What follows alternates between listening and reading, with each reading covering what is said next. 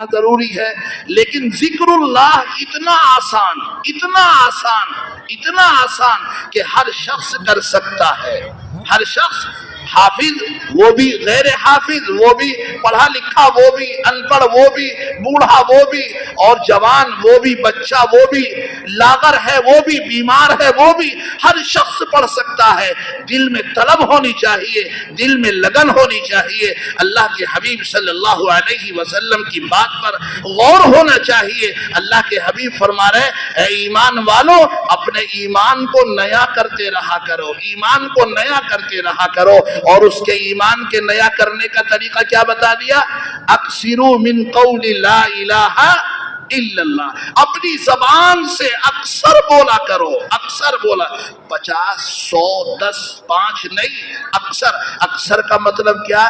زبان کا ورد بنا لو۔ اس کا سب سے بڑا فائدہ کیا ہوگا؟ غلط خیالات سے بچ جائے گا آدمی۔ اور دوسرا فائدہ کیا ہوگا؟ یہ زبان فضول باتوں سے رک جائے گی۔ اور تیسرا فائدہ کیا ہوگا؟ یہ دل اللہ کی طرف متوجہ ہو جائے گا۔ اور جب دل اللہ کی طرف متوجہ ہوگا تو پھر اللہ کا وعدہ ہے، میرے بندے تو مجھے یاد کر، میں تجھے فَاذْكُرُونِي أَذْكُرْكُمْ وَاشْكُرُوا لِي وَلَا تَكْفُرُونَ، میرے بندے جب تو مجھے یاد کرے گا میں تجھے یاد کروں گا، تو مجھے زمین پر یاد کرے گا میں تجھے عرش پر یاد کروں گا، تو مجھے بندوں کے درمیان یاد کرے گا اور میں تجھے فرشتوں کے درمیان یاد کروں گا۔ تو کتنا آسان عمل ہے، کریں گے انشاءاللہ، کریں گے بھائی؟ کیا؟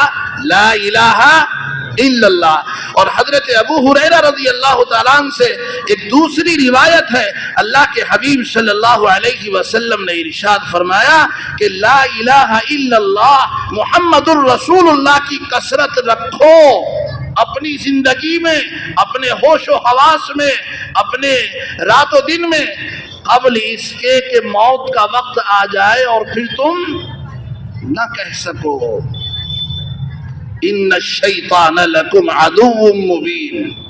یہ دنیا میں بھی بہکاتا ہے، یہ زندگی میں بھی بہکاتا ہے، مستقل بہکاتا ہے۔ اللہ کا وعدہ ہے، اللہ نے صاف فرما دیا، اللہ نے ہمیں بتلا دیا، شیطان تمہارا کھلا دشمن ہے، یہ تمہاری گھات میں لگا ہے، یہ جب چاہے گا، جیسے چاہے گا، یہ تم سے گناہ کرنے پر تمہیں آمادہ کر دے گا اور تمہیں ابھار دے گا، حتیٰ کہ تم سے گناہ کرا لے گا اور تمہیں پتہ بھی نہیں لگے گا۔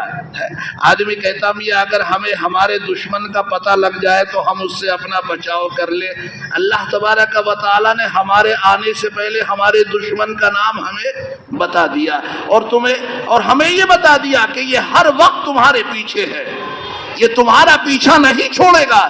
مسجد میں بھی آؤ گے وہاں بھی تمہارے ساتھ، سفر میں جاؤ گے وہاں بھی تمہارے ساتھ، اندھیری ہے وہاں بھی تمہارے ساتھ، روشنی ہے وہاں بھی تمہارے ساتھ، دریاؤں میں جاؤ گے وہاں بھی تمہارے ساتھ، جہاں بھی جس حال میں بھی رہو گے، شیطان ہر شخص کے ساتھ ہر حال میں اس کا پیچھا کرنے پر لگا پڑا ہے اور اس گھات میں لگا پڑا ہے۔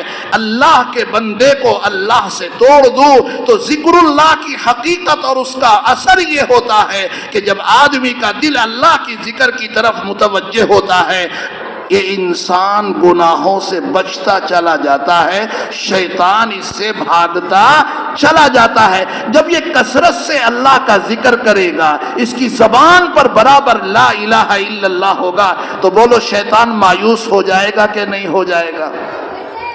وہ کہے گا یہ اللہ کا بندہ تو اللہ سے ہٹتا ہی نہیں، اسے تو ہر وقت اللہ کی یاد ہے، اللہ کا عشق، اللہ کا جنون ہے، اللہ کا عشق اسے ایسا لگا ہے کہ اس کی زبان پر ہر وقت اللہ کا ذکر ہے۔ اور جب ہماری زبانوں پر اللہ کا ذکر ہوگا تو اس کا کھلا اثر یہ ہوگا کہ پھر ہماری زندگی میں اس کا اثر ہوگا، ہم عمل کرنے والے بن جائیں گے. ہماری زبان اللہ کی طرف متوجہ ہوگی تو دل اللہ کی طرف متوجہ، اور جب دل اللہ کی طرف متوجہ ہو گیا تو ہمارا جسم کل کا کل، آنکھ، ناک، کان، دماغ، دل، ہاتھ، پاؤں، ساری کے سارے اللہ کی طرف متوجہ ہو جائیں گے. یہ چند باتیں میرے بزرگوں، میرے نوجوانوں، بزرگوں کی موجودگی اور سرپرستی میں نے آپ کے حوالے کی ہے. ایک قرآن کریم کی تعلیم سے متعلق ہم اپنا ذہن بنا کر کے رکھیں، اپنے دلوں میں قرآن کریم کی عظمت کو بسا کر کے رکھیں. یہی دنیا کی عزت ہے، یہی آخرت کی عزت ہے. اسی کی برکت سے ہمیں سب کچھ ملے گا، اور ساری دنیا کو روزی جو مل رہی ہے. مجھے ایک چھوٹی سی اور بات یاد آ گئی. حضرت نوح علی نبینا و علیہ الصلاۃ والسلام کا آخری وقت ہے. حضرت نوح نے اپنے دونوں بیٹوں کو بلایا، اور بلانے کے بعد میں یوں فرمایا، بیٹا 2 کاموں کا حکم کرتا ہوں اور 2 کاموں سے منع کرتا ہوں. کیا فرمایا؟ 2 کاموں کا حکم کرتا ہوں اور 2 کاموں سے منع کرتا ہوں. جن 2 کاموں سے منع کیا وہ فرمایا تکبر سے بچو. کیا فرمایا؟ تکبر سے بچو. کبھی تکبر مت کرنا. انسان کے اندر جب تکبر آ جاتا ہے تو اس کی ساری نیکیاں ضائع ہو جاتی ہیں. اللہ ساری نیکیوں کو مردود کر دیتا ہے، اس کی ساری نیکیوں کو اس کے منہ پر مار دیا جاتا ہے. کیونکہ جس نیکی کے اندر اخلاص نہ ہو، اگر پہاڑ کے برابر بھی ہے تو اللہ کی نظر میں ذرے سے بھی ہلکی ہے. اور نیکی ذرے کی برابر ہے اور اخلاص بھرپور ہے تو اللہ کی نظر میں پہاڑ سے بھی زیادہ وہ نیکی وزنی ہو جاتی ہے. تو حضرت نوح نے اپنے بیٹوں کو کیا فرمایا؟ تکبر سے بچو. اور دوسرے کام سے بتایا، منع کیا کہ شرک سے بچو. اللہ کے ساتھ کبھی کسی حال میں بھی کسی کو شریک مت کرنا. سب کچھ کرنے والا اللہ ہے. تو یہ 2 کام بتائے کہ جن سے بچنا ہے. نمبر 1 تکبر، اور نمبر 2 شرک. یہ نصیحت ہمارے لیے بھی ہے. بولو ہم سب کے لیے ہے کہ نہیں ہے؟ تکبر سے ہمیں سب کو بچنا چاہیے، شرک سے ہمیں سب کو بچنا چاہیے. شرک ایسا منحوس گناہ ہے، ایسا گندا اور ایسا غلیظ ترین گناہ ہے کہ اللہ تبارک و تعالی فرماتے ان اللہ لا یغفر ان یشرک به ویغفر ما دون ذلک لمن یشاء. کہ اللہ تبارک و تعالی شرک کے علاوہ کتنے بھی گناہ ہوں اللہ سب کو معاف فرما دیتا ہے، مگر شرک ایسا بڑا گناہ اور ایسا گندا گناہ ہے کہ اللہ تبارک و تعالی اس کو معاف نہیں فرماتے ہیں.